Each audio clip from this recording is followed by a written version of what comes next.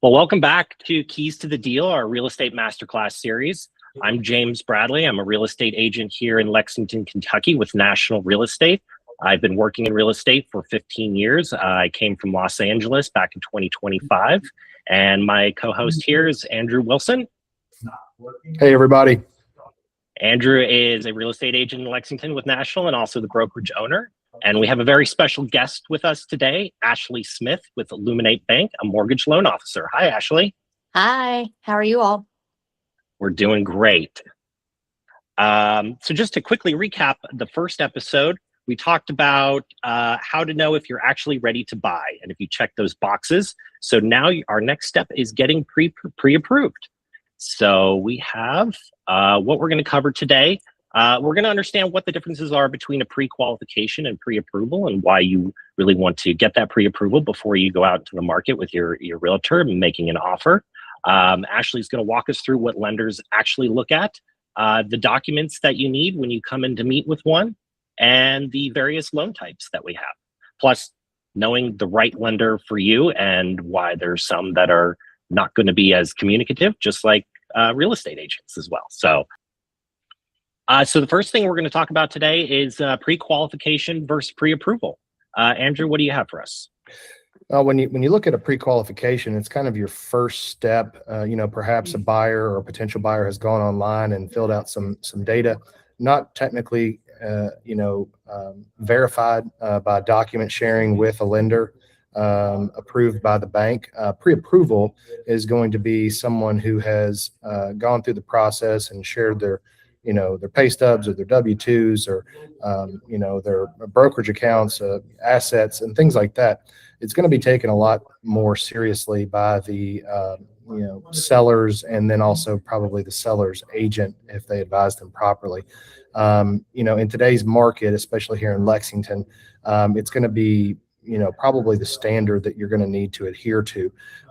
If you want to just jump in online and type in, kind of what your self-reported income, your self-reported debt to income ratio, it's going to give you kind of a ballpark idea. But when you really want to start searching for a home, you want a pre-approval, and you're going to get that from a trusted local lender here in the market that you live in. So, absolutely. This is why we always tell our buyers, get pre-approved before you fall in love with a home.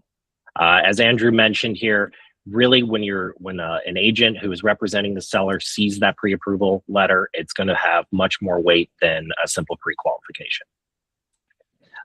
Ashley, let's get into what you're actually looking at when someone comes into you for a pre-approval.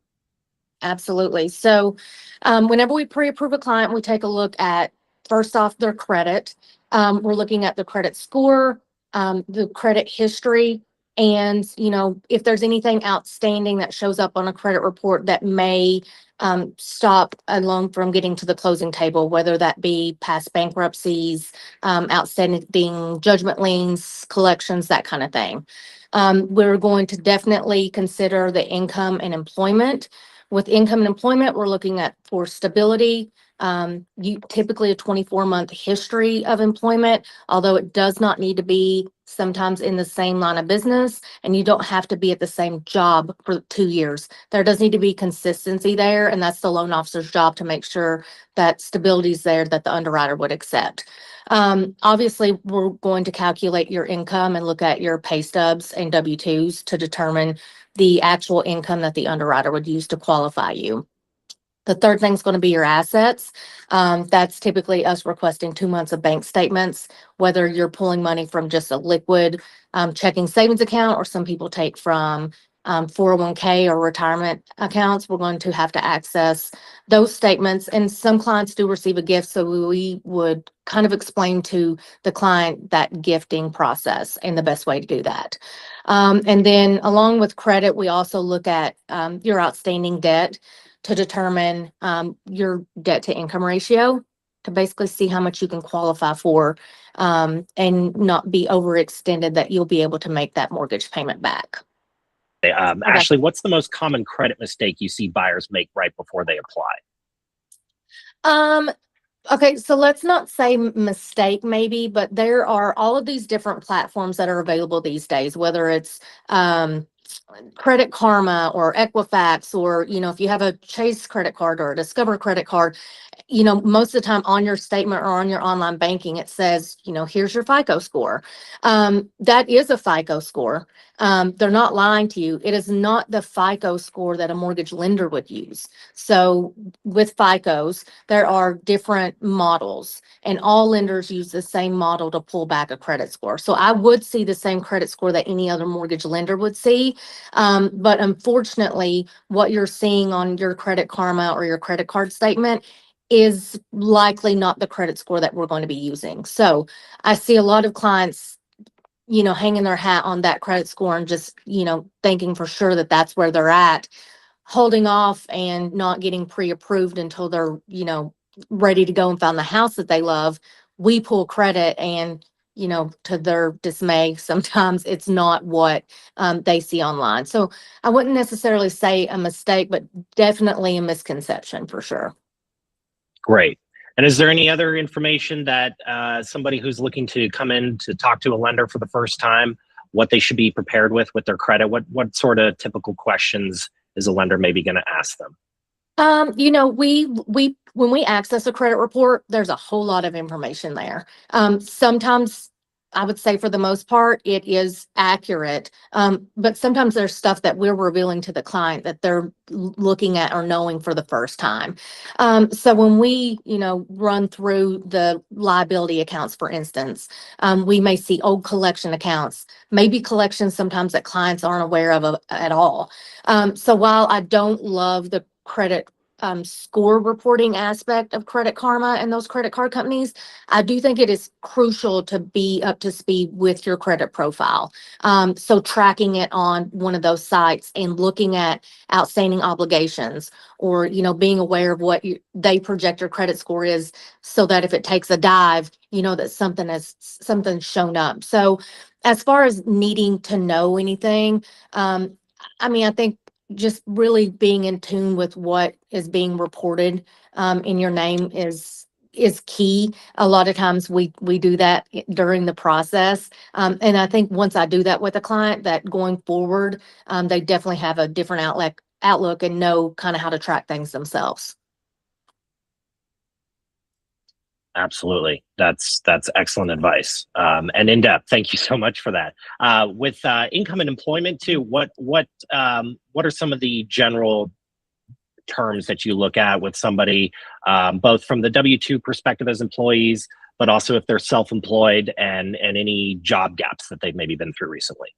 Sure. So with income and employment, the golden number is 24 months, 2 years, right? I mean, we do love it when a client applies and they've been at their job for 10 years, but that's not really the way of things as much these days.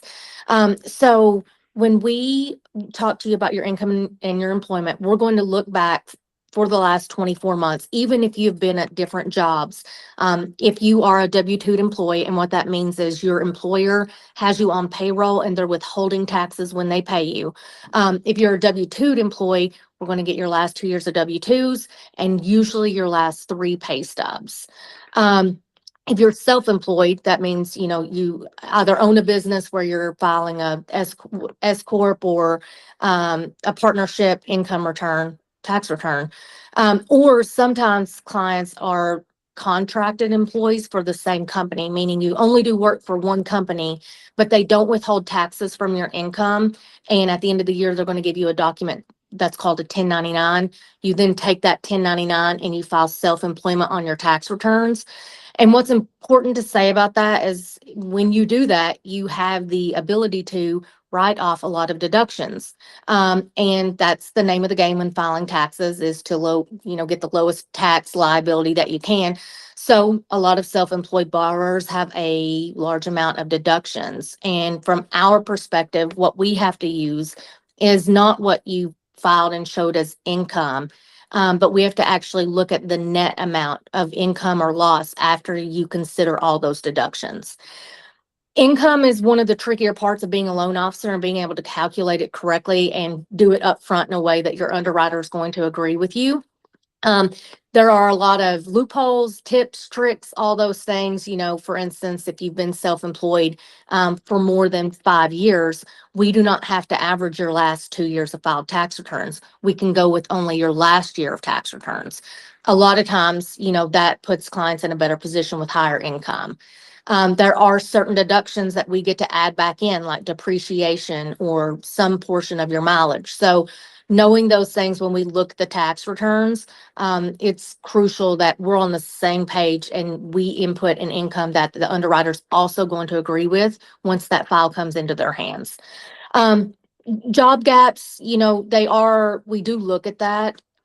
Typically, anything under 30 days, we don't really have to explain.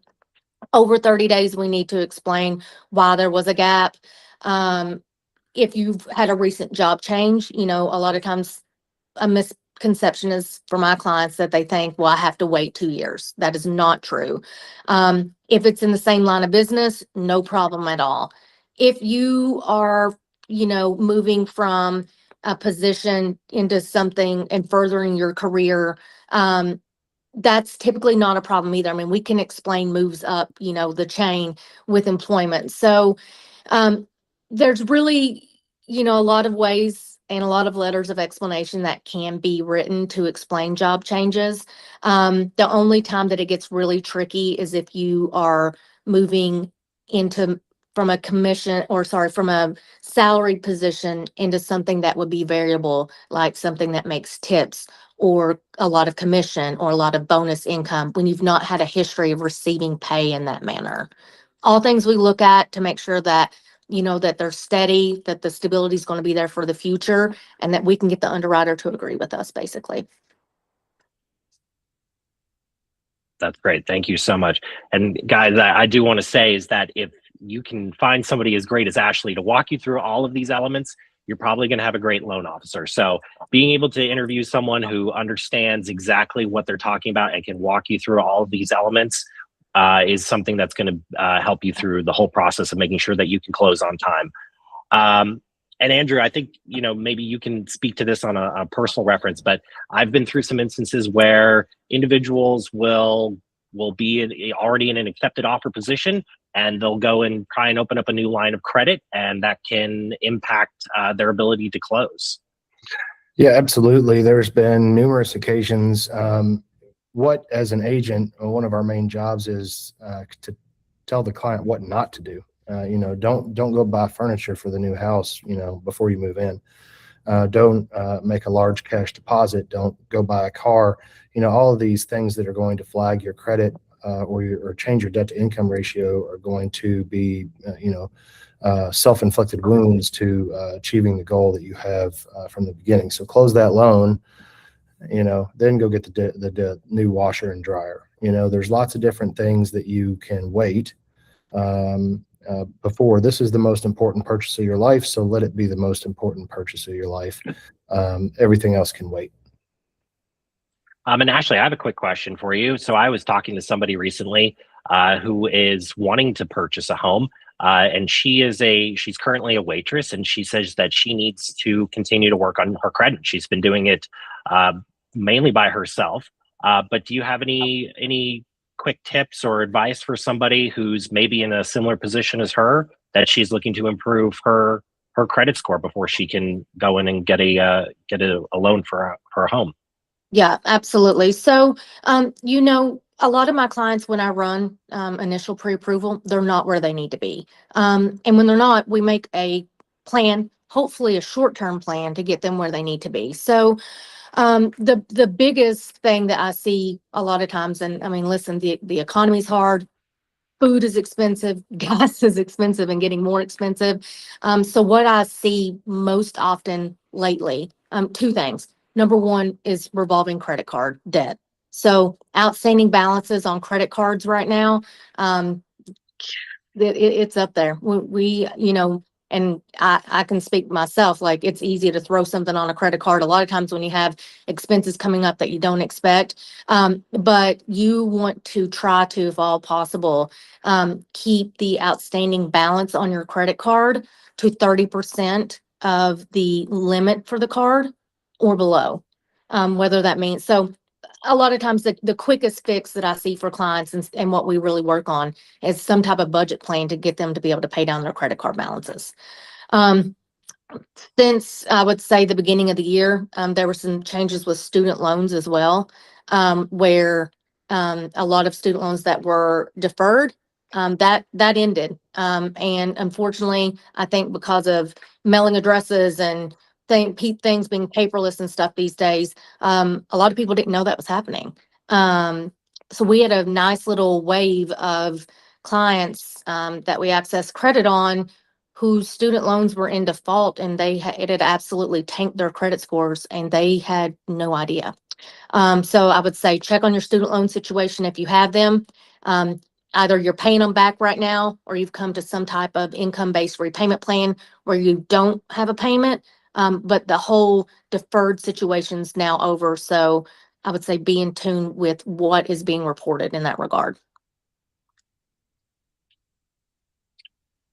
That's great. And so you've done all your homework now and you're ready to go in and talk to your loan officer. So what are some of the things that people should have prepared before they apply?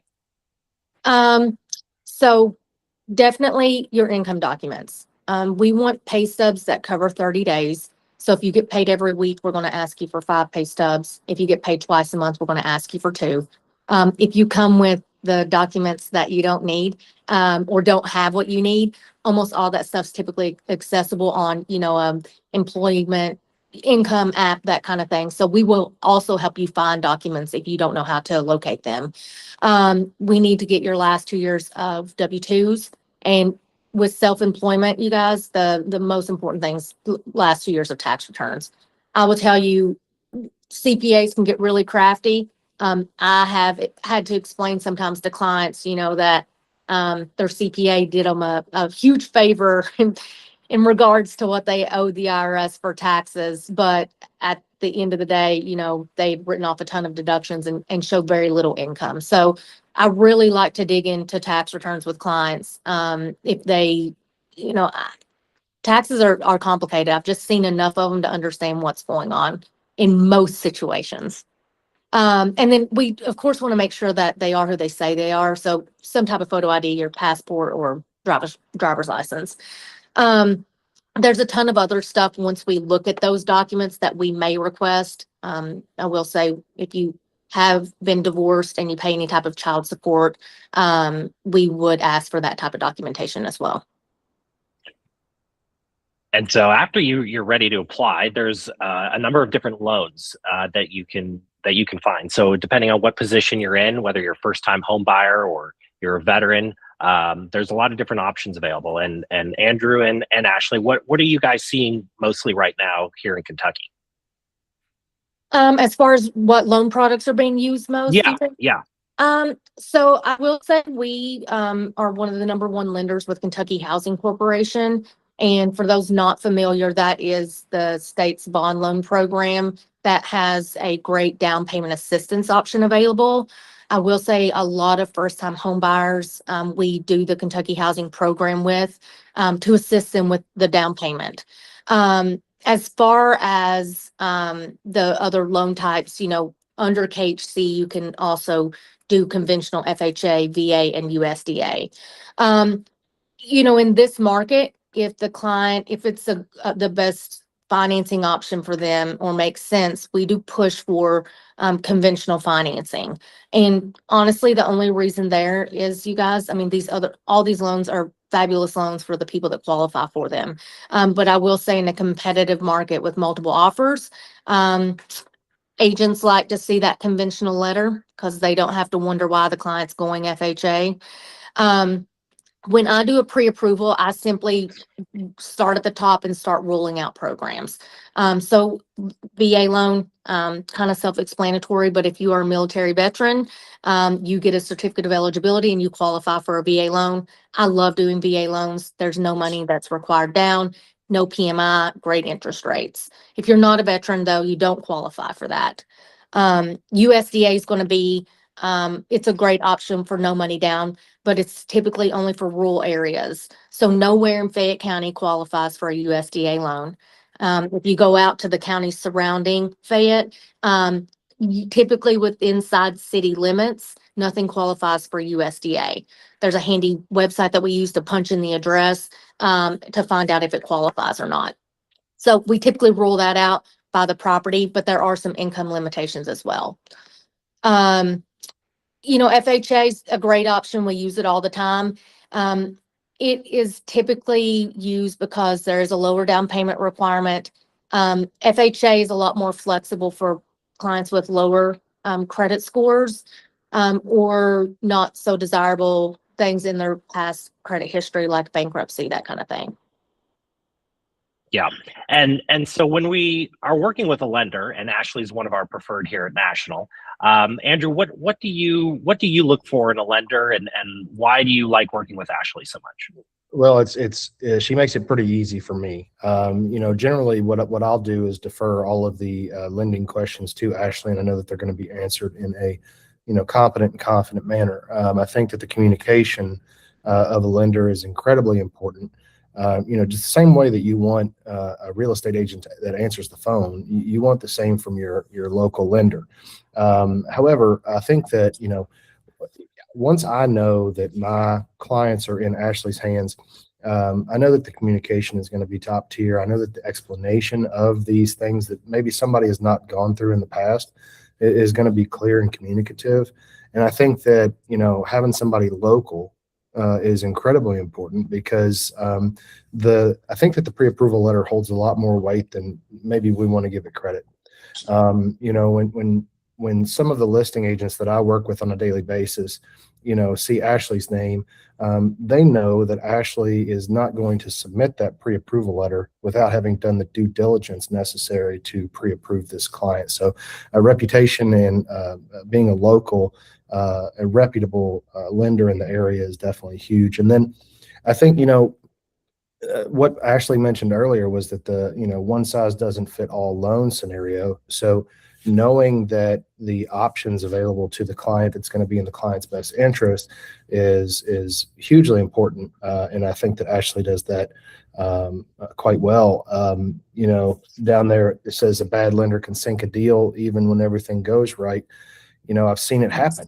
There are, the industry for both realtors and lenders, not everybody's created equal. And so, that's why I put my faith in somebody that's been so successful and has that appeal to the client's best interest going forward. So. Absolutely. I know we're a little bit short on time here, but we do hear a couple of questions that come across a lot of the time. Ashley, if there's anything in particular that jumps out on the screen here, or maybe other questions that you get pretty frequently, just let us know your thoughts on that. I'll go real quick, okay? Does getting pre-approved hurt my credit score? So in order to get pre-approved, we do need to do a hard credit check. But that typically should have a minimal impact to your score, 3 to 5 points. If a client's not quite to the point of like wanting to buy a house, but they want to take that step and make sure that, everything's in line with credit and stuff, I can do a soft qualification with no impact at all. But when they get to the point that they want to submit an offer, we are going to have to do a hard credit check. Pre-approval is good for 120 days. That's when, at that point, credit expires and we need to repull. It is important to say, like Andrew was saying earlier, don't go open a line of credit, finance washer and dryer. When we pre-approve you, we're basically taking a snapshot of what your life is at that moment, what your bank account had in it, where you're employed, what your income is, and what your debt looked like. The goal is to not change that. If there is any major change, I try to coach my clients to let me know that. So keys, don't quit your job. If you change jobs, let us know. Don't buy anything really expensive, and don't move money around between accounts, because we're going to have to chase that and show a paper trail. You can get pre-approved with as many lenders as you want to. If I did a hard check on somebody, within the 30-day period, if they got pre-approved with other lenders, they're not going to have an impact to their score if that credit, or if that lender also checks their credit. So the agencies allow that to allow clients the flexibility to speak to more than just one lender. If you get denied, we make a plan. I probably pre-approve 10 to 15 people a week, and it's not always a yes. But I never leave anybody hanging. We have a plan. I will tell you on very rare occasion, I do have to have a hard conversation of, ownership may not be in the short term for you. But those are things that we always try to map out for them. So they have some kind of clear plan or goal. If we don't approve you, at the time we do the pre-approval, there's not any type of derogatory additional impact to your credit or anything like that. Absolutely. And so getting to that green light with your lender, here's the 6 factors here that really it's going to be your roadmap to success. So we went through most of all of this, and really I just think it's important for everyone to sit down and go through each element and understand that getting to that pre-approval process, getting your lender to get you to the loan that you need and then your realtor getting you into the home that you love. This is really what you need to get there. James, can I add one thing on this? Please, absolutely. I just want to say, if a buyer looks at this and they don't check all of these boxes, it's definitely very important to talk to us. I would say, heck, if you don't check half the boxes, we still want to look and give you a plan. Sometimes your DTI may be higher than what's desirable, but because of fantastic credit score, we have a way to get things done. So I would just say sitting down and really knowing like what's holding you up, if there is a hold up, is something that I do all the time for clients that don't actually close on something for sometimes a couple of years. So a lot of people are like, they don't want to waste my time. This is actually my job. and why they pay me to be here. And obviously I've been doing it for a minute, because I'm pretty passionate about homeownership and I enjoy people. So don't let this screen, I would say, if you're not there, don't let it hold you up from at least talking to a lender. Okay, well, thank you so much for that. Guys, thanks for watching today. Next up, we're going to do episode 3, working with a realtor, what to expect. And we're pulling back the curtain on what an agent is actually doing behind the scenes. We're bringing in a special guest, one of my favorite realtors, your favorite realtor's favorite realtor, right? It's Karen Saltzman. She is the broker here at National Real Estate and my longest tenured friend in the industry. So we want to thank James. And we definitely want to thank Ashley for being our guest here. And if you guys could like and subscribe, I've always wanted to say that. Thanks for watching. You can reach Ashley at the cell phone number listed below. And then Ashley, what's a good email to reach you? It's going to be my first name, last name, 84@gmail.com. So Ashley Smyth with a Y, 84@gmail.com. Thanks so much, everyone. And we'll also have all of our contact information down below in the description. And we hope to see you again next time. Thanks, fellas. Thanks for having me. Thank you.